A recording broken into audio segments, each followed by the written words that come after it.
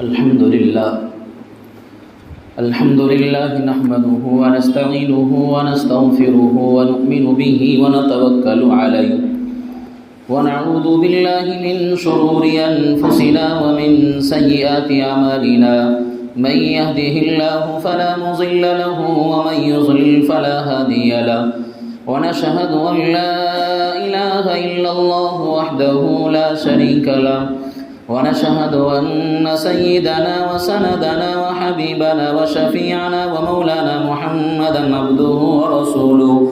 لا رسول بعده ولا رسالة بعده لا نبي بعده ولا نبوة بعده أرسله الله بالحق بشيرا ونذيرا وداعيا إلى الله بإذنه وسراجا منيرا وصلى الله تعالى عليه وعلى آله وأصحابه وبارك وسلم تسليما كثيرا أما بعد فأعوذ بالله من الشيطان الرجيم بسم الله الرحمن الرحيم يا أيها الإنسان ما غرك بربك الكريم الذي خلقك فسواك فعدلك في أي صورة ما شاء ركبك وقال تعالى وذروا ظاهر الإثم وباطنا صدق الله العلي العظيم وصدق رسوله النبي الكريم ونحن على ذلك لمن الشاهدين والشاكرين والحمد لله رب العالمين. وقال النبي صلى الله تعالى عليه وسلم اتق المحارم تكن أعبد الناس أو كما قال صلى الله عليه وسلم. عن ابن عباس رضي الله تعالى عنهما أنه قال له رجل قليل العمل وقليل الذنوب أعجبك إليك أو رجل كثير العمل وكثير الذنوب قال لا أعدل بالسلام. معزز و مقتدر حضرات علماء اعظام، بزرگوں، ساتھیوں، نوجوان اور پیارے بچوں، دیکھیے کافی دیر آپ کو یہاں ماشاءاللہ بیٹھی ہوئے ہو گئی ہے، لیکن اس موقع کو غنیمت سمجھتے ہوئے اور اللہ تبارک و تعالیٰ کا فضل سمجھتے ہوئے کہ یوں تو ہر روز نماز مغرب سے فارغ ہو جانے کے بعد ہم گھر چلے جاتے ہیں، اپنے کام کاج میں لگ جاتے ہیں، لیکن آج کے دن آپ کو یہاں بیٹھنے کے لیے کہا گیا، آپ کو رکنے کے لیے کہا گیا. یقین ہے امام محترم نے آپ کو ساری صورتحال بتائی ہوگی، اور ابھی ہمارے بڑے حضرت مولانا مفتی محمد حسن صاحب آپ کے سامنے ان پروگرام کی تفصیل بتا کر گئے ہیں. میں اس طرف تو نہیں جا رہا ہوں، لیکن یہ بات ضرور عرض کر دوں آپ حضرات سے کہ آپ حضرات تھوڑی سی انہماک کے ساتھ اور توجہ کے ساتھ میں بیٹھیے، اپنی سستی کو بالکل ختم کر دیجئے، اس لیے کہ معلوم نہیں کون سی گھڑی ایسی ہو کہ اللہ تبارک و تعالیٰ کے یہاں قبول ہو جائے. اور یاد رکھنا میرے عزیزو، آپ کا یہ بیٹھنا، آپ کا یہ سننا یقیناً اللہ تبارک و تعالیٰ کے یہاں باعث مغفرت بھی ہے اور باعث نجات بھی ہے. بس صرف یہ ہے کہ انسان اس زاویے سے دیکھے اور یقین رکھے کہ ہاں اللہ رب العزت والجلال پر ہمیں یقین ہے کہ اللہ ہمارے یہاں بیٹھنے کو بے فائدہ نہیں کرے گا، بلکہ ہم جس مقصد کو لے کر بیٹھے ہیں اور ہم جس ارادے کو لے کر بیٹھے ہیں وہ ارادہ انسان اپنی ذات کا یہ رکھے کہ ہمیں جو بات کہی جائیں، بتائی جائیں، ہمیں اس پر عمل کرنے والے ہو جائیں. عزیزو، عمل کے محتاج آپ بھی ہیں اور عمل کا محتاج میں بھی ہوں. ایسا نہیں ہے کہ عمل کا محتاج میں نہ ہوں، عمل کا محتاج ہر ایک ہے. یہ دین ایک سمندر ہے، یہ علم بھی ایک سمندر ہے، نامعلوم انسان کہاں تک پہنچ جاتا ہے، اس کی تہ تک چلا جاتا ہے، لیکن ہر ایک بندہ طالب اصلاح ہے، ہر ایک بندے کو اصلاح کی ضرورت ہے. تو اصلاح کی ضرورت مجھے بھی ہے عزیزو، اصلاح کی ضرورت آپ کو بھی ہے. اور یہ دین و دعوت اور تبلیغ کا ایک بہترین اصول یوں بیان کیا جاتا ہے کہ جو بات کہی جاتی ہے تو کہنے والے پر وہ بات زیادہ اثر کرتی ہے. اسی لیے علماء قریہ قریہ پہنچتے ہیں. جمعیت علماء کے تحت آج کا ہمارا یہ پروگرام ہے اور ہمارے صدر محترم حضرت مولانا حضرت قاری عرفان علیمی صاحب تشریف فرما ہے ماشاءاللہ. علالت کے باوجود بھی یہاں تشریف لائے ہیں۔ حقیقت یہ ہے کہ ان کی قربانی ہے، ان کی محبتیں ہیں کہ جب بھی آواز دی جاتی ہے، جب ان کو بلایا جاتا ہے، ہمارے قاری محمد سلیم صاحب ہیں ماشاءاللہ، ہمہ وقت بالکل توجہ کے ساتھ میں لگے رہتے ہیں کہ جس جگہ بھی جانا ہے، جہاں بھی جانا ہے، جس وقت جانا ہے، اپنے کام کو آگے پیچھے چھوڑ کر چلے جاتے ہیں۔ حضرت مفتی صاحب ایک بات عرض کر رہے تھے کہ کل قیامت کے دن کہیں لونی کے عوام علماء کا گریبان پکڑ کر یوں نہ کہے کہ آپ ہمارے درمیان موجود تھے، لونی کی سرزمین پر آپ زندگی گزار رہے تھے اور آپ کے پاس اللہ نے ایک علم دیا تھا، اللہ نے آپ کو ایک ذہن دیا تھا اور ایک ایسی عقل دی تھی جس میں آپ علم کو سمجھے ہوئے تھے، آپ نے ہمیں کوئی رہنمائی نہیں کری، رہبری نہیں کری۔ اسی لیے علماء ہر وقت ایک کڑھن لے کر جاتے ہیں اور اپنے دل میں ایک فکر لے کر جاتے ہیں اور جہاں ضرورت ہوتی ہے چلے جاتے ہیں۔ جمعیت علماء کے تحت آج کا ہمارا یہ پروگرام ہے اور مجھ عاجز کو حکم دیا گیا، میرا عنوان ہے گناہوں کے نقصانات، گناہوں کے نقصانات۔ حالانکہ بہت عام سا لفظ ہے، گناہوں کے نقصان سب جانتے ہیں۔ گناہ کا نقصان یہ ہے، آدمی گناہ کرے گا تو یقیناً اللہ کی رحمت سے دور ہو جائے گا، یہی تو اس کا خلاصہ و لب لباب ہے۔ لیکن اللہ تبارک و تعالیٰ جزائے خیر دے ہمارے حضرت علماء اور ہمارے اکابر کو کہ انہوں نے اتنی محنت کے ساتھ میں اور اتنی توجہ کے ساتھ ایسی ایسی باتیں لکھ ڈالی ہیں کہ جب ہم پڑھتے ہیں تو ہمارا دل روشن ہوتا ہے، ہمارا قلب میں ایک نورانیت آ جاتی ہے، اور جب وہ بات ہم عوام کے سامنے عرض کرتے ہیں اور عوام کے سامنے اس بات کو پیش کرتے ہیں تو میرا دل کا یقین ہے سننے والا اس کے دل میں ایک عجیب کیفیت ہو جائے گی کہ ہم زندگی کہاں گزار رہے ہیں، اللہ نے دنیا میں بھیجا کیوں تھا، اللہ کا مقصد کیا تھا۔ قرآن نے اس کو بیان کیا ہے، افحسبتم انما خلقناکم عبثا وانکم الینا لا ترجعون۔ میرا رب کہتا ہے کہ اے بندو کہ تم یہ گمان کرتے ہو کہ تمہیں بے فائدہ پیدا کر دیا گیا ہے،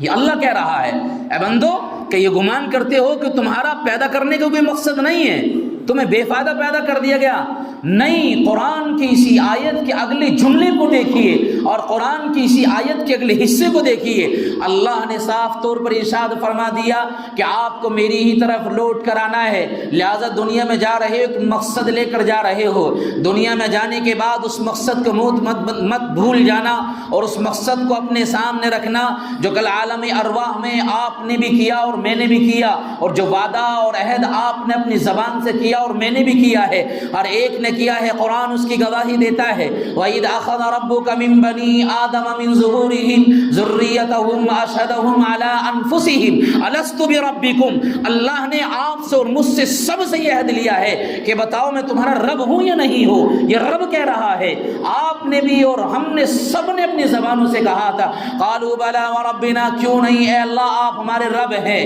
آپ ہمارے پالنہار ہیں، اے اللہ آپ ہماری پرورش کرتے ہیں، اللہ آپ ہمارے رزاق ہیں، اللہ تبارک و تعالیٰ آپ ہمارے لیے سب کچھ ہیں۔ لیکن دنیا میں انسان آیا تو یہاں کی رنگینی کو دیکھا اور دنیا کی خوبصورتی کو دیکھا، اب انسان آہستہ آہستہ اس مقصد کو بھول بیٹھا اور اس مقصد کو چھوڑ دیا اور بس دنیا کی رنگینی میں لگ بیٹھا۔ اب اس کے سامنے مقصد نہیں ہے کہ میں اللہ کی طرف سے کیوں بھیجا گیا ہوں اور میں دنیا میں آنے کا میرا مقصد کیا ہے۔ عزیزو، مقصد یہ نہیں کہ آئے اور زندگی گزاری، کھایا اور پیا اور بس اپنی ضروریات پوری کری اور دنیا سے چلے گئے، نہیں، اس طرح تو روئے زمین پر زندگی جانور بھی گزارتے ہیں اور اللہ کی بے شمار مخلوقات ہیں، ہر ایک اس زمین پر زندگی گزار رہی ہے، لیکن آخر انسان ہے، اشرف المخلوقات بنایا کوئی تو وجہ ہوگی۔ ہاں یہی وجہ ہے کہ اس بندے کو، اس انسان کو اللہ نے عقل سلیم سے نوازا ہے جو اس کو فرشتوں سے الگ کر دیتی ہے۔ اس عقل سلیم کی بنیاد پر اللہ ساری مخلوق سے الگ کر دیتا ہے اور ساری مخلوق سے جدا کر دیتا ہے۔ یہی تو وجہ ہے کہ جب اللہ تبارک و تعالیٰ اس دنیا میں حضرت آدم کو بھیجنا چاہتے تھے تو فرشتوں نے کیا کہا تھا، اے مولا کیوں بھیج رہے ہیں؟ آپ کے بھیجنے کا مقصد کیا ہے؟ وَإِذْ قَالَ رَبُّكَ لِلْمَلَائِكَةِ إِنِّي جَاعِلٌ فِي الْأَرْضِ خَلِيفَةً قَالُوا وَتَجْعَلُ فِيهَا مَن يُفْسِدُ فِيهَا وَيَسْفِكُ الدِّمَاءَ وَنَحْنُ نُسَبِّحُ بِحَمْدِكَ وَنُقَدِّسُ لَكَ۔ اے رب، تجھے تیری تسبیح کی ضرورت، ہر ایک فرشتہ تیری تسبیح کر رہا ہے، اے رب تجھے تیری پاکی کی ضرورت، ہر ایک فرشتہ اپنی زبان سے پاکی کا اظہار کر رہا ہے۔ اللہ اس فرشتے کی اتباع کا حال یہ ہے کہ اگر آپ نے کسی کو سجدے کا حکم دیا تو اٹھتا نہیں ہے، رکوع کا حکم دیا تو اٹھتا نہیں ہے۔ اے مولا ہر ایک فرشتہ اتباع میں لگا ہوا ہے، تیری فرمانبرداری میں لگا ہوا ہے، پھر آپ اس انسان کو دنیا میں کیوں بھیج رہے ہو؟ اس انسان کو دنیا میں بھیجنے کا مقصد کیا ہے؟ تو رب کا اعلان سنیے، میرا رب کہتا ہے، حکیمانہ جواب دیتا ہے، قال انی اعلم ما لا تعلمون، اے فرشتوں جو میں جانتا ہوں اس کو تم نہیں جانتے ہو۔ اور وہ جاننا کیا تھا؟ فرشتوں یہ کوئی کمال نہیں ہے، آپ کے اندر تو اللہ نے گناہ کا مادہ ہی نہیں رکھا ہے، آپ تو جنتی ہیں، جنت آپ کے لیے سجائی گئی، آپ کے لیے بنائی گئی، آپ کا کوئی کمال نہیں ہے۔ کمال تو اس مخلوق کا ہوگا کہ جس کے اندر گناہ کرنے کا مادہ بھی ہوگا، جس کے اندر اچھائی کا مادہ بھی ہوگا، وہ حلال کو بھی سمجھنے والا ہوگا، حرام کو بھی جاننے والا ہوگا۔ ایک طرف اس کی عقل سلیم میں یہ بات آئے گی کہ نماز پڑھنا ایک عبادت ہے، اور ایک طرف عقل سلیم یہ گواہی دے گی نماز کا چھوڑنا گناہ ہے۔ ایک طرف اس کی عقل سلیم یہ گواہی دے گی کہ اپنے بڑوں کی عزت و احترام، اپنے والدین کا عزت اور احترام کرنا یہ اچھی بات ہے، ثواب کا کام ہے، اور ان کی بات کو ٹھکرانا یہ گناہ ہے۔ ہاں اس انسان کا کمال ہوگا، اللہ نے کہا میں دنیا میں اس مخلوق کو بھیج رہا ہوں جو اچھائی اور برائی، حلال اور حرام، اور حق اور باطل دونوں چیزوں کا مادہ اس کے اندر رکھا ہوگا۔ اور آج ہم اس روئے زمین پر زندگی گزار رہے ہیں عزیزو، اللہ نے ہمیں عقل سلیم عطا کری ہے کہ ہم یہ بھی سمجھ سکتے ہیں یہ حلال ہے یہ حرام ہے، ہم یہ بھی سمجھ سکتے ہیں یہ حق ہے یہ باطل ہے، ہم یہ بھی سمجھ سکتے ہیں یہ اچھا ہے یہ برا ہے، ہم یہ بھی سمجھ سکتے ہیں یہ گناہ ہے یا کوئی ثواب کا کام ہے۔ تو امتیاز کیا اللہ نے حضرت انسان کا، اور رب نے کہا لقد خلقنا الانسان فی احسن تقویم، میں نے تو سب سے بہترین بنایا اس انسان کو۔ اب ایک مقصد لے کر دنیا میں آیا تھا، لیکن یہاں کی رنگینی کو دیکھا تو مقصد کو بھول بیٹھا، اور بس اللہ تبارک و تعالیٰ کی ذات کے ساتھ نافرمانی کرنے لگا۔ اور نافرمانی بھی ایسی نہیں بلکہ رب کو دیکھیے، انسان کو ہمہ وقت اللہ کی طرف سے انعامات کی بارش ہو رہی ہے، لیکن اس بندے کا حال یہ ہے کہ اللہ کے احکام کو چھوڑ رہا ہے، فراموش کر رہا ہے۔ اسی لیے ابن عباس رضی اللہ تعالیٰ عنہ کے پاس ایک شخص آئے اور انہوں نے سوال کیا، وہ کہنے لگے اے ابن عباس رضی اللہ تعالیٰ عنہ یا عبداللہ ابن عباس رضی اللہ تعالیٰ عنہ، یہ وہ صحابی ہیں جو اللہ کے نبی علیہ السلام کے چچزاد بھائی ہیں، اور حضرت عباس رضی اللہ تعالیٰ عنہ کے بیٹے ہیں، تو اللہ کے نبی کے چچزاد بھائی ہوتے ہیں۔ بہت کم سن تھے، کم عمر تھی۔ آتا ہے کہ اللہ کے نبی جب دنیا سے وصال کر کے جا رہے ہیں اس وقت میں عمر صرف 10 یا 8 سال بتلائی ہے، لیکن ابن عباس رضی اللہ تعالیٰ عنہ امام المفسرین کہا جاتا ہے، ان سے زیادہ اعتماد تفسیر میں کسی کا قول ہو ہی نہیں سکتا ہے۔ ابن عباس رضی اللہ تعالیٰ عنہ کے پاس ایک شخص آیا، انہوں نے اتنی محنت اور جد و جہد کری ہے اللہ کے نبی کے اقوال کو جمع کرنے میں کہ جب نبی علیہ السلام موجود ہیں تو ابھی 10 سال کی عمر ہے، کیا ذہن ہوتا ہے، اللہ کے نبی کی بہت ساری باتوں کو محفوظ کر بیٹھے ہیں۔ اور جب اللہ کے نبی دنیا سے چلے گئے تو دیکھا روئے زمین پر نبی علیہ السلام نہیں ہے، صحابہ کے پاس پہنچتے ہیں، بڑے بڑے صحابہ کے پاس جاتے ہیں کہ اللہ کے نبی کی احادیث کو حاصل کریں، اقوال کو جمع کریں، اور اللہ کے نبی کے احادیث کا علم کو ذرا میں حاصل کروں۔ صحابہ سے انہوں نے حاصل کیا، اور اتنا حاصل کیا کہ امام المفسرین کہلائے۔ کہتے ہیں کہ ایک شخص ان کے پاس حاضر ہوا اور یوں سوال کیا، کہنے لگے رجل قلیل العمل وقلیل الذنوب اعجبک الیک وقلیل وکثیر العمل وکثیر الذنوب۔ فرماتے ہیں کہ ابن عباس رضی اللہ تعالیٰ عنہ ہمیں یہ بات بتلائیں آپ کہ 2 شخص ہیں، ایک تو وہ ہے کہ جو ایک تو وہ ہے جو عمل بھی کر رہا ہے، یعنی نیکیاں بھی کرتا ہے، نوافل بھی پڑھ رہا ہے، تسبیحات بھی پڑھ رہا ہے، ذکر و اذکار بھی کر رہا ہے، اور ساتھ ساتھ گناہ بھی کر رہا ہے۔ ابن عباس رضی اللہ تعالیٰ عنہ سے سوال کرتے ہیں ایک شخص، اور کہتے ہیں ابن عباس ایک شخص تو وہ ہے کہ جس کا عمل بھی تھوڑا ہے اور گناہ بھی تھوڑا ہے۔ پہلا سوال یہ ہے کہ عمل بھی کم ہے، یعنی تسبیحات کم ہے، اس کی ذکر و اذکار کم ہے، قرآن کی تلاوت کم ہے، اور بس واجبات پر اکتفا کرتا ہے، فرائض پر اکتفا کرتا ہے، ہاں فرض نماز کوئی نہیں چھوڑتا، واجبات کوئی نہیں چھوڑتا، موقع لگا تو قرآن کی تلاوت کر لی، موقع لگا تو تسبیحات پڑھ لی، نہیں تو زیادہ تر توجہ اس کی صرف فرائض اور واجبات پر ہے، اور ساتھ ساتھ گناہ کم کرتا ہے۔ یعنی گناہ کے قریب نہیں جاتا ہے۔ اور ایک شخص وہ ہے ابن عباس کہ اس کی عبادت بھی زیادہ ہے، نوافل بھی زیادہ ہے اس کے، اور اس کی تسبیحات بھی زیادہ ہیں، ذکر و اذکار بھی زیادہ ہیں، لیکن گناہ بھی نہیں چھوڑتا ہے، گناہ بھی اس کی زیادہ ہیں۔ تو اب آپ ہمیں بتلائیں کہ ان دونوں میں سے کون سا شخص زیادہ اچھا ہے؟ سمجھ میں آئی؟ ایک تو شخص وہ کہ جس کا عمل چھوٹا سا ہے، صرف فرائض اور واجبات ادا کر لیتا ہے لیکن گناہ کے قریب نہیں جاتا ہے، اور ایک وہ کہ جو تسبیحات، قرآن کی تلاوت، ذکر و اذکار، تہجد، اوابین، ان ساری نمازوں میں لگا ہوا ہے لیکن گناہ کو نہیں چھوڑنا ہے، گناہ بھی زیادہ ہے۔ کثیر العمل و کثیر الذنوب، یعنی عمل بھی زیادہ اور گناہ بھی زیادہ۔ تو معلوم ابن عباس رضی اللہ تعالیٰ عنہ کیا کہتے ہیں؟ لا اعدل بالسلامہ، میں تو اس کو بہتر سمجھتا ہی نہیں ہوں۔ کس کو؟ اس شخص کو جو نوافل بھی زیادہ پڑھ رہا ہے، تسبیحات بھی زیادہ کر رہا ہے، ذکر و اذکار بھی کر رہا ہے، لیکن گناہ ترک نہیں کرتا ہے، گناہ نہیں چھوڑتا ہے اور گناہ کرتا چلا جاتا ہے۔ ابن عباس کہتے ہیں اس آدمی کی کوئی حیثیت نہیں ہے، اللہ کے یہاں کوئی حقیقت نہیں ہے، بالمقابل اس بندے کے جو تسبیحات تو کم ہے، ذکر و اذکار کم ہے اور اس کی عبادت کم ہے، لیکن کیا ہے؟ اس کے گناہ نہیں ہے اس کے پاس میں، تو یہ بندہ اللہ کو زیادہ محبوب ہے، یہ بندہ اللہ کو زیادہ محبوب ہے۔ اور حقیقت بھی یہی ہے عزیزو، ایک آدمی نمازیں بھی پڑھ رہا ہے، ذکر و اذکار ساری چیزیں چل رہی ہیں اور گناہ نہیں چھوڑتا ہے، تو اس کی عبادت بھی اس کے گناہوں کے ساتھ ضائع ہو جاتی ہے، چلی جاتی ہے۔ اسی لیے ابو ہریرہ رضی اللہ تعالیٰ عنہ راوی ہیں، فرماتے ہیں اللہ کے نبی علیہ الصلوۃ والسلام کی خدمت میں تھے، نبی علیہ الصلوۃ والسلام نے فرمایا ابو ہریرہ کہ میں آپ کو ایسی بات نہ بتلاؤں جو آپ سب سے بڑا عبادت گزار بن جاؤ، سب سے بڑے عبادت گزار۔ ابو ہریرہ فرماتے ہیں اللہ کے نبی علیہ الصلوۃ والسلام نے فرمایا کہ کون ہے جو مجھ سے یہ کلمات لے؟ ابو ہریرہ کہتے میں کھڑا ہوا، اللہ کے نبی علیہ الصلوۃ والسلام نے میری ہاتھ کی انگلیاں پکڑی، ایک انگلی پر، دوسری پر، تیسری پر، اس طرح 4 باتیں ارشاد فرمائی، اور سب سے پہلے یوں کہا اتق المحارم تکن اعبد الناس، کہ آپ گناہوں کو چھوڑ دو، سب سے بڑے عبادت گزار بنو۔ نماز کامیاب اسی وقت ہے جب انسان گناہ کے قریب نہ جائے۔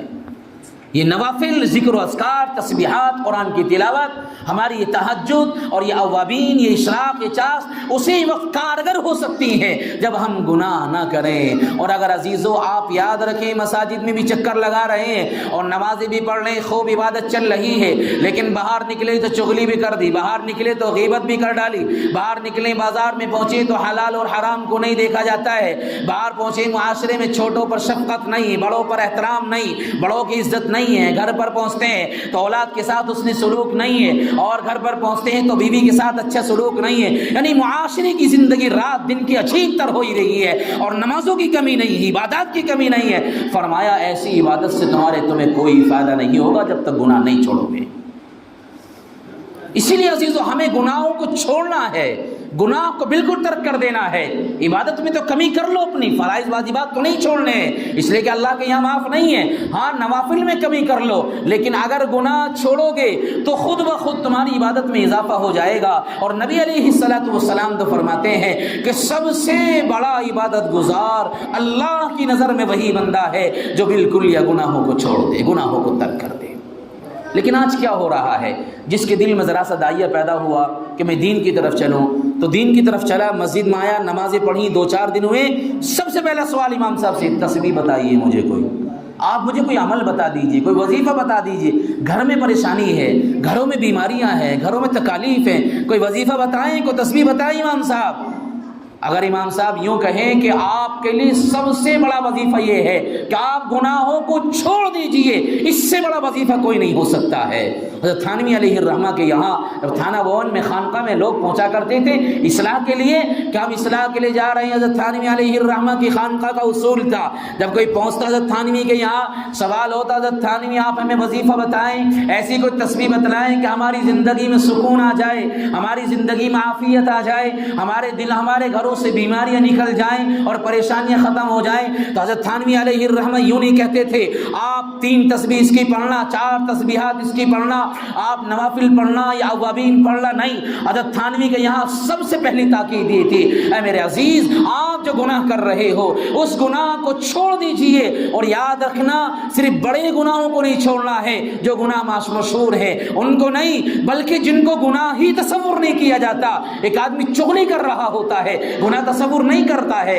ایک آدمی غیبت کرتا ہے، وہ تصور نہیں کرتا گناہ ہے۔ ایک آدمی کسی کی دل آزاری کر رہا ہے، اس کو گناہ تصور نہیں کر رہا ہے۔ فرمایا ان گناہوں کو چھوڑیے، ان گناہوں کو ترک کر دیجئے، تو آپ یاد رکھیں آپ کی اصلاح بہت آسان ہے، بہت آسان ہے۔ طالبین اصلاح کے لیے سب سے پہلی بات یہ ہے کہ آدمی گناہوں کو بالکل یہ ترک کر دے۔ اگر ہم گناہ بھی کرتے رہیں، عبادت بھی چلتی رہی، تسبیحات بھی چلتی رہی، اور ہماری نمازوں میں بھی اضافہ رہا، تو عزیزو یاد رکھنا یہ گناہ ہمیں لے ڈوبیں گے۔ اس لیے آج سے عہد کریں کہ ہم کوئی گناہ نہیں کریں گے، گناہ چھوٹا ہو یا بڑا ہو، بے شمار گناہ ہے۔ ہر آدمی جانتا ہے کہ یہ گناہ کر رہا ہوں لیکن چھوڑتا نہیں ہے، اور وہ یہ سوچ رہا ہے کہ میں نے گناہ کیا یہ ختم ہو گیا۔ نہیں، اللہ نے کرامن کاتبین جو انسانوں کے سامنے اور انسانوں پر یہ مقرر کر دیے ہیں، کوئی وقت ایسا نہیں جائے گا آپ کی کوئی بات ریکارڈ نہیں ہو رہی ہو، کوئی بات لکھی نہیں جا رہی ہو، آپ جو بھی گناہ کرتے ہو وہ گناہ آپ کے نامہ اعمال میں لکھ دیا جاتا ہے۔ جس زمین کے جس حصے پر گناہ کرو گے وہ زمین کل قیامت کے دن اللہ کے یہاں گواہی دے گی۔ رب کہتا ہے یومئذ تحدث اخبارها بان ربک اوحی لها، جسم کے جس حصے سے جس عضو سے گناہ کیا جائے گا، یہ انسان کا حصہ جسم کا عضو بولے گا۔ قرآن کہتا ہے الیوم نختم علی افواہہم وتکلمنا ایدیہم وتشہد ارجلہم بما کانوا یکسبون۔ ہاں، یہ بندہ زبان چلاتا ہے اور اپنی زبان بہت زیادہ چلاتا ہے، کہیں کل قیامت کے دن زبان چلانے کے بعد یہ اپنا آپ کو صحیح ثابت نہ کرنے لگے۔ قرآن نے ایک اصول بتلایا اور اللہ نے ایک نظام بنایا کہ جب رب کے یہاں پہنچیں گے اولین اور آخرین کا اجتماع ہوگا، اس موقع پر انسان کی زبانوں پر تالا لگا ہوا ہوگا، زبان بند ہوگی۔ اب یہ ہاتھ گواہی دیں گے کہ ان ہاتھوں سے کتنا گناہ کیا ہے، ان ہاتھوں سے کتنی شراب کی بوتل اپنے ہاتھ میں لی ہے، ان ہاتھوں کو کتنوں کو تکلیف پہنچائی ہے، ان ہاتھوں کے ذریعے سے کتنا گناہ کیا ہے، اور کتنی چوریاں کی ہے، اور کتنے غلط اعمال کیے ہیں۔ یہ ہاتھ گواہی دیں گے، اللہ ان کو قوت گویائی دے گا۔ یہ پیر گواہی دیں گے زمین کے کس حصے پر پہنچا ہے گناہ کرنے کے لیے، اور اس پیر کے ذریعے سے کہاں کہاں گیا ہے، کس جگہ پر گیا ہے، جس جگہ کی گناہ کیا ہوگا یہ ہاتھ گواہی دیں گے، یہ پیر گواہی دیں گے، اور زمین کا وہ حصہ بھی گواہی دے گا زمین کی پشت پر جہاں رہ کر گناہ کیا ہوگا۔ اللہ کے یہاں کوئی گناہ نہیں چھوڑا جائے گا، سارے گناہ لکھ لیے جائیں گے، الا یہ کہ انسان توبہ کر لے، اللہ سے معافی مانگ لے، تو پھر انسان کے نامہ اعمال سے سارے گناہ مٹا دیے جاتے ہیں۔ اور اگر انسان گناہ کرتا رہا اور توبہ کی توفیق نہ ہوئی تو یاد رکھنا قرآن کہتا ہے وَوُضِعَ الْكِتَابُ فَتَرَى الْمُجْرِمِينَ مُشْفِقِينَ مِمَّا فِيهِ وَيَقُولُونَ يَا وَيْلَتَنَا مَا لِهَذَا الْكِتَابِ لَا يُغَادِرُ صَغِيرًا وَلَا كَبِيرًا إِلَّا أَحْصَاهَا۔ یہ میرا رب کہتا ہے کل قیامت کے دن اولین اور آخرین کا اجتماع ہوگا، اس وقت ہر انسان کے سامنے نامہ اعمال کھولا جائے گا، رجسٹر کھولا جائے گا، تو وہ مجرمین، وہ گناہگار، وہ سیاکار جو اللہ کی نافرمانی کرتے تھے اور روئے زمین کی پشت پر گناہ کرتے تھے، ان کے سامنے رجسٹر میں سارے گناہ جائیں گے۔ ہاں، اس نوجوان کے وہ گناہ بھی آئے گا جو بستی سے دور نکل کر جنگل کی اور گھنی بن میں جا کر سب سے چھپ کر رہا تھا، اور شراب کی بوتل سے شراب پی تھی کہ کوئی نہیں دیکھ رہا ہے۔ وہ چوری بھی آ جائے گی جو 7 تالوں میں رہ کر رہا تھا کہ میرے ماں باپ، میرے رشتہ دار مجھے کوئی نہیں دیکھ رہے ہیں۔ عزیزو، کوئی گناہ نہیں بچے گا، سارے گناہ اس کے رجسٹر میں لکھے ہوئے ہوں گے۔ جب اس مجرمین کی زبان پر یہ الفاظ آئیں گے یا ویلتنا ما لہذا الکتاب لا یغادر صغیرا ولا کبیرا، اے اللہ کیا ہو گیا اس کتاب کو، اس رجسٹر کو، اس میں تو سارے گناہ موجود ہیں۔ اس لیے عزیزو، زندگی سے اپنی گناہ کو نکالیے، گناہ کو بالکل ختم کر دیجئے، عبادت میں آئیں، فرائض پڑھیں، واجبات ادا کریں، اور بس تسبیحات کو چھوڑ بھی دیجئے آپ۔ لیکن اگر گناہ چھوڑ دیے تو اللہ کی نظر میں بڑے عابد بن جاؤ گے، بڑے عبادت گزار بن جاؤ گے۔ اب جو آدمی گناہ کرتا ہے، گناہ کس کو کہا جاتا ہے؟ گناہ کا مطلب ہے اللہ کی نافرمانی کرنا، یہ گناہ ہے۔ یعنی کوئی بڑا کسی کو یوں کہے کہ آپ اس کام کو اس طرح کر لیجئے، اور وہ بندہ کہے کہ میں تو اس طرح نہیں کروں گا، یا کوئی بڑا کہے کہ آپ کو یہ کام نہیں کرنا ہے لیکن کہے کہ میں یہ کام کروں گا، تو یہ تو بڑوں کی بات کو نہ ماننا، یہ نافرمانی ہے۔ تو اسی طرح اللہ اور رسول اللہ کی طرف سے جو حکم ہے، جو احکام ہے، ان کے مطابق عمل کرنا تو انسان کی اتباع ہے۔ اگر ان کے خلاف ورزی کر رہا ہے تو یہ گناہ کر رہا ہے، اور گناہ کے لیے قرآن کہتا ہے وَذَرُوا ظَاهِرَ الْإِثْمِ وَبَاطِنَهُ، اے لوگو چھوٹے گناہ بھی چھوڑ دو اور بڑے بڑے گناہ بھی چھوڑ دو، وہ گناہ بھی جو ظاہر ہے اور بہت زیادہ مشہور ہے ان کو بھی چھوڑ دیجئے، اور وہ گناہ جو اندرونی طور پر ہے ان گناہوں کو بھی ترک کر دیجئے، ان گناہوں کو بھی چھوڑ دیجئے۔ اللہ اور رسول اللہ کا جو حکم ہے اس کے مطابق عمل کیجئے، یہ اتباع ہے، یہ فرما برداری ہے۔ آقا علیہ السلام جو نظام لائے ہیں اس نظام کے مطابق زندگی گزاری۔ عزیزو، ہم جانتے ہیں کہ چغلی، غیبت اور حسد، بغض، عداوت، دشمنی، نفرت، یہ ایسے گناہ ہیں جو معاشرے میں کثرت سے پائے جا رہے ہیں، لیکن ہم ان کو گناہ تصور نہیں کر رہے ہیں۔ اسی وجہ سے معاشرے کی ہلاکت ہے، معاشرے میں بربادی ہے، اور معاشرہ تباہی کی طرف جا رہا ہے۔ آج گھروں کے حالات کا جائزہ لیجئے، بھائی بھائی میں حسد ہے، بھائی بھائی میں غیبت اور چغلی ہے، ایک بھائی دوسرے بھائی سے ایسا حسد کر رہا ہے، ایسی چغلی اور غیبت کر رہا ہوتا ہے کہ شاید کوئی دوسرا کر رہا ہوتا ہے، لیکن دونوں بھائیوں میں آپس میں نہ اتفاقیہ ہے، نہ چاکیہ ہے، اختلاف ہے، انتشار ہے۔ اس معاشرے میں بیماری جنم لے بیٹھی ہے۔ یہی وجہ ہے کہ معاشرے میں آج خرابی اس قدر پہنچ گئی ہے کہ معاشرہ تباہی کے دہانے پر جا چکا ہے۔ جس خاندان کو دیکھیں اور جس محلے کو دیکھیں، جس گلی کو دیکھیں، اس گلی میں آپ کو افراد ملیں گے جو غیبت کرنے والے بھی ہیں، چغلی کرنے والے بھی ہیں، حسد بھی رکھتے ہیں، دشمنی بھی رکھتے ہیں، بغض و عداوت بھی رکھتے ہیں۔ ہم ان گناہوں کو بھی چھوڑیں عزیزو۔ ہم نے سوچا شراب کا پینا گناہ ہے تو چھوڑ دیا بہت سارے لوگوں نے، ہم نے سوچا چوری گناہ ہے تو چھوڑ دیا، ہم نے سوچا کہ اس کے علاوہ اور بڑے وہ گناہ جو ہیں ہم نے تصور کر لیا، ان کو چھوڑ دیا، لیکن ہم ان کو کیوں نہیں چھوڑنے کے لیے تیار ہیں؟ ہماری نمازی بھی ہیں، ہماری عبادات بھی ہے، تسبیحات بھی ہیں، ذکر و اذکار بھی ہے، لیکن باہر نکلنے کے بعد ہماری زبان غیبت سے محفوظ نہیں ہے، چغلی سے محفوظ نہیں ہے، جبکہ شریعت میں اللہ اکبر کیسی وعیدیں اس شخص کے لیے ہیں جو غیبت کرنے والا ہے، چغلی کرنے والا ہے۔ تو اگر ہم گناہ کریں گے تو اللہ کے ساتھ بغاوت ہے، اللہ کے حکم کے خلاف ورزی ہے، اور ہماری زندگی میں سکون نہیں آ سکتا ہے۔ علماء نے لکھا ہے کہ جو آدمی گناہ کرتا ہے اس گناہ کا نقصان سب سے بڑا یہ ہے، سب سے بڑا نقصان انسان کا یہ ہے کہ انسان احسان فراموش ہو جاتا ہے۔ گناہ کا جو بندہ عادی ہو جاتا ہے اس گناہ کی وجہ سے احسان فراموش ہوتا ہے۔ کیسے ہوتا ہے احسان فراموش؟ اللہ تعالیٰ انسان کو دیکھیے کس قدر انعامات دے رہا ہے، کتنی انسان کے پاس اللہ کی طرف سے رحمتیں ہیں، کتنی نعمتیں ہیں۔ صبح اٹھا ہے تو اللہ کی طرف سے ایسا انتظام ہوا کہ ناشتہ بھی کر لیا، دوپہر کا وقت آیا تو کھانا بھی مل گیا، شام کا وقت آیا تو کھانا مل گیا، اور اس کے علاوہ پورے دن اللہ کی طرف سے انعامات کی بارش ہے۔ لیکن یہ بندہ اللہ کے انعامات کو استعمال کر رہا ہے، اللہ کی رحمتوں کو اپنے اوپر لے رہا ہے، لیکن پھر بھی اللہ کی ذات کے ساتھ بغاوت ہے اور گناہ کر رہا ہے اور اللہ کے حکم کی خلاف ورزی کر رہا ہے، جس کی بنیاد پر یہ بندہ ایسا احسان فراموش ہو گیا ہے کہ اس احسان کرنے والے احسان کو کچھ سمجھ نہیں رہا ہے۔ ورنہ تو ہونا یہ چاہیے تھا کہ ہمارے لیے اللہ کی طرف سے انعامات ہیں، رحمتیں ہیں، اللہ کی طرف سے ہمارے لیے برکتیں ہیں، ہم محسن کو سمجھیں کہ وہ کتنا حقیقی محسن ہے، کہ ہم گناہ بھی کر رہے ہیں لیکن رب پھر بھی دے رہا ہے، ہم کتنے گناہوں میں ڈوب رہے ہیں لیکن اللہ کی طرف سے پھر بھی ہمارے لیے بہت کچھ عطا کیا جا رہا ہے۔ اس گناہ کی وجہ سے انسان احسان فراموش ہوتا ہے۔ اور پیارے آقا صلی اللہ علیہ وسلم نے ایک روایت میں ارشاد فرمایا ہے کہ آدمی جب گناہ کرتا ہے تو گناہ کرنے کی وجہ سے اس کا دل بالکل سیاہ ہو جاتا ہے۔ دوسرا بڑا نقصان گناہ کرنے کا یہ ہے، جو لوگ گناہوں کے عادی ہیں، کہ دوسرا بڑا نقصان یہ ہے کہ انسان کا دل سیاہ ہو جاتا ہے۔ آقا علیہ السلام ایک روایت میں ارشاد فرماتے ہیں جب بندہ ایک گناہ کرتا ہے تو اس کے دل پر ایک سیاہ نقطہ لگ جاتا ہے، دوسرا گناہ کرتا ہے تو دوسرا نقطہ لگ جاتا ہے، تیسرا گناہ کرتا ہے تو ایک سیاہ نقطہ لگ جاتا ہے۔ اس سیاہ نقطے کی کیفیت تو رب جانتا ہے۔ فرمایا اگر یہ توبہ کر لیتا ہے تو اللہ تبارک و تعالیٰ ان سارے سیاہ نقطوں نقطوں کا خاتمہ کر دیتے ہیں اور اللہ اس کے دل کو صاف کر دیتے ہیں۔ لیکن اگر یہی بندہ گناہ کرتا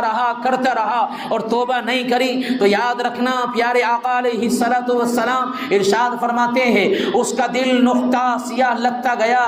گیا اور اتنے سیاہ نقطے لگ گئے کہ اس کا دل بالکل سیاہ بن گیا۔ اس کے دل میں کوئی جگہ ایسی نہیں بچی ہے جس میں نور نظر آ جائے یا اس میں کوئی روشنی نظر آ جائے۔ اس کے دل میں ایسا سیاہ نقطہ لگتا چلا گیا کہ اس کا دل ظلمت سے بھر گیا، کراہیت سے بھر گیا۔ اس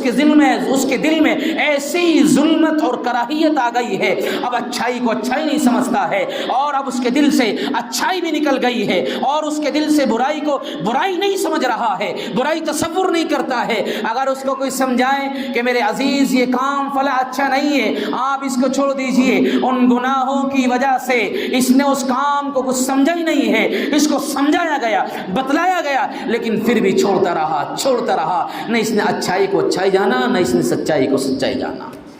کیوں؟ اس کے دل پر نقطے ایسے لگ گئے، اس کے دل سیاہ ہو چکا ہے۔ اب اس کی صلاحیت وہ ختم ہے کہ اچھائی کیا ہے اور برائی کیا ہے، حق کیا ہے اور باطل کیا ہے، حلال کیا حرام کیا۔ یہی وجہ ہے گناہوں کی وجہ سے انسان ایسا ہوتا چلا جاتا ہے کہ پھر اس کے دل میں کبھی یہ خیال بھی نہیں آتا کہ میں حلال کھا رہا ہوں یا حرام کھا رہا ہوں۔ گناہوں کی نحوست ہے۔